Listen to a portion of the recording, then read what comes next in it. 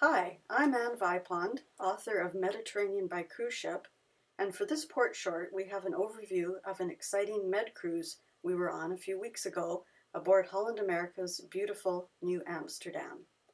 This 12-day cruise started in Venice and finished in Barcelona, visiting 12 ports, so it was a busy voyage with lots to see. We'll follow this overview with more detailed port shorts for each of the cities and ports visited on the cruise. The Mediterranean is exotic, ancient, and inspiring. Over the centuries, cities competed with each other for grandeur and dominance, and that resulted in some of the most beautiful architecture in the world.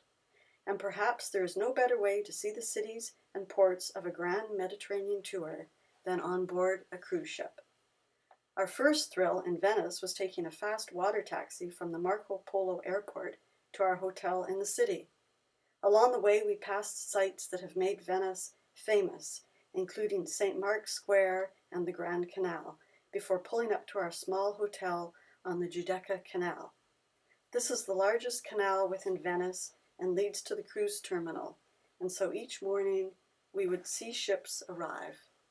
We stayed in Venice for several days, taking in the sights and local cuisine before boarding our ship and enjoying a day at sea en route to our next port of call, which was Dubrovnik on the south coast of Croatia.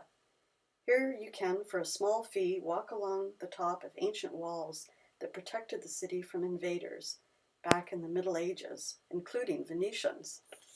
Our other stops included Kotor at the head of a beautiful fjord in Montenegro, where visitors can hike the 1,500 steps to the old fortress at the top of a mountain that rises behind the old town. We next traveled to the Greek island of Corfu, known for its beaches and a well-preserved medieval town center. From Corfu, our ship headed to Naples, where it docked at the maritime station a few hundred yards from the fort of Castel Nuovo. From Naples, several shore excursion options for passengers include a visit to the ancient remains of Pompeii, or a scenic drive along the coast to Sorrento, or a visit by jetfoil to the island of Capri, which was our choice. This mountainous island features a ride by chairlift to the top of Monte Solaro, which at 590 meters, or almost 2,000 feet, is the highest point on Capri. Trains in Italy are a fast and effective way of getting from the ports to the main cities of Rome and Florence. We took a train from the port of Civitavecchia that dropped us near St. Peter's Square. The lineup into the Basilica was about 3 hours long that day we arrived in early August, so we decided to make our way through the city to Piazza Navona with its Baroque fountains, and Piazza Venezia with a huge monument to Victor Emmanuel, the first king of a united Italy, and then on to the ancient site of the Roman Forum. Florence is the heart of Tuscany and remains a favorite with cruisers, and for good reason. Beautiful, compact, and foot-friendly, the city's architecture is stunning, starting with the Duomo with its revolutionary dome designed by Brunelleschi in the 15th century. A walk to Pitti Palace Gardens takes you across the famous Ponte Vecchio Bridge, the city's only bridge to survive the Second World War. Returning to the port of Livorno, many passengers can stop at Pisa and take a short cab ride to the famous Leaning Tower. Our cruise took us on to Monaco, where we hiked up to Place du Palais, residence of Monaco's reigning prince, and then jumped on a bus over to the Monte Carlo Casino, where we enjoyed a fabulous lunch at Café de Paris and returned to the tender dock by the bateau bus that transits the harbor. From Monaco, it's easy to visit other French Riviera ports, such as Villefranche or Nice.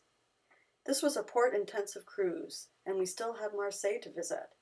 We had been to this city before, and it's the second largest in France, and we had always wanted to see its famous Notre Dame de la Garde, with its prominent spire and tower. We also enjoyed the walk around the old harbor to Fort Saint-Jean, which is always a pleasant stroll.